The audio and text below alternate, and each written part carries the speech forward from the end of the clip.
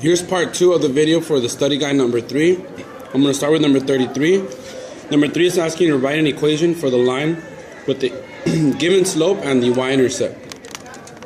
So, if you start by putting down the slope-intercept form and realize that they give you a slope and an intercept, all you have to do in this case is just plug it in. The slope, they tell you that it's 3, and the intercept, they tell you that it's -4. So therefore, here's your equation. You do the same thing for number 34. Now let's move on to number 30.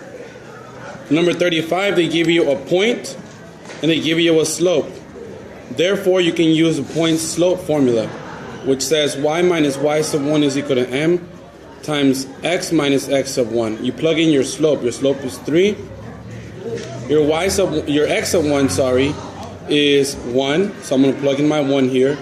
My y sub 1 is 2. Now I use a distributive property. 3 times x is 3x. 3 times the -1 is -3, and I bring down the left side. I can go ahead and add 2 to both sides. So now I get my final equation, which says y is equal to 3x minus 1.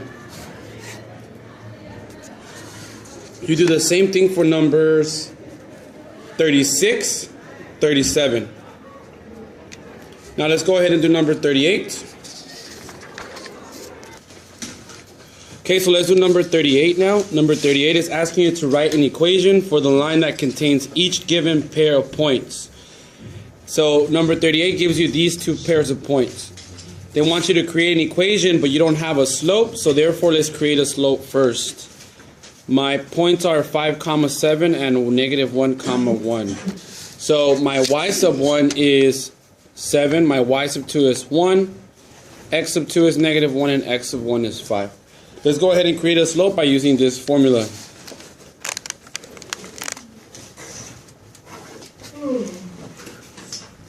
So I go ahead and plug in my y sub 2, which we agreed already it's 1, my y sub 1, which is 7, my x sub 2 is -1 minus 5. So we get -6 on the top and -6 on the bottom, because if you have $1 and you owe me 7, you owe me 6. You owe me 1 and you owe me 5, you owe me 6. So therefore your slope is 1. Now that I have a slope of 1, I can go ahead and pick one of these points. I'm going to pick -1, 1 and create an equation using this formula. My slope is 1, so I'm going to go ahead and plug it in for m. My point, I said I'm going to pick this point. So I can go ahead and plug in my x, which is -1. My y sub 1 is 1. So distributive property. Before that, let's go ahead and convert this negative and a negative into a positive. So I have 1 times x, which is 1x. 1 times a positive 1, which is just 1. And I bring down the left side. Now I can go ahead and add 1 to both sides. So I get y is equal to 1x plus 2. You've created an equation. You repeat the same process for number 39, because you're also given two ordered pairs. So you have to create the slope first. Numbers 44 and 45, they're asking you to determine whether they're perpendicular, parallel, and we give you a little bit piece of information here. Those are just notes. So the problem here is that it's not in slope-intercept form. So we have to change it into slope-intercept form. I'm going to do number 45. You can do number 44. Here's number 45. First line is already in slope-intercept form, so you can leave it like that. The second one, however, is not. I have to subtract 3x to both sides. Now you get y is equal to -3x plus a 2. So this is my first line and my second line. If we go ahead and compare the slopes, here's the first slope and here's the second slope. These are not the same slopes, so the lines are not parallel. Remember, for the lines to be parallel, they have to have the same slope. Also, they're not perpendicular because they're not the negative reciprocals of each other. Therefore, these lines are neither. Number 46 and 47, you do the same thing. You can either graph them or you can compute them by looking at their slopes. I'm going to do 47. 47 is asking you to go ahead and let's write down the problem.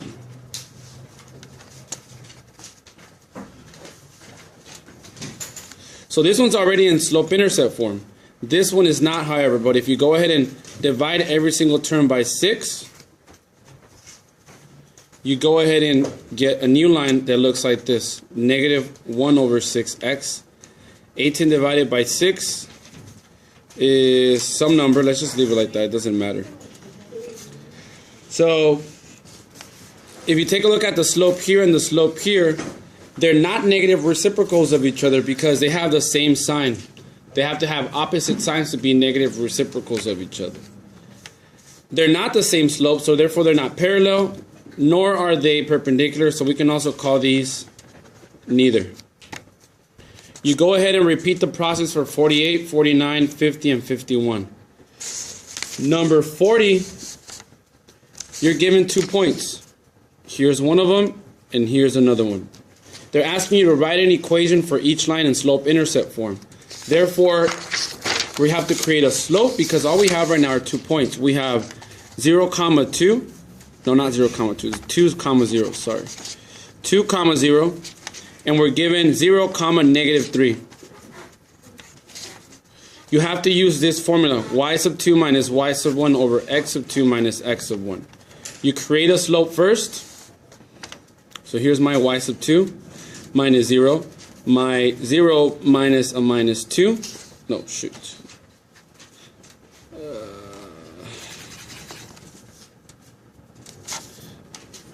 So you let me start over. You minus 3 minus 0. 0 minus 2. So negative 3 minus 0 is just negative 3. 0 minus 2 is negative 2. So this turns into a positive 3 over 2. So here's your slope. You can go ahead and create an equation by taking one of these points and your slope and plugging it into this formula.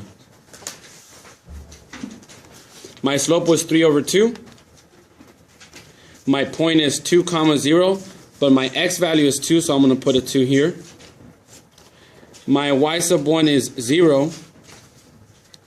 So these two just turn into a y.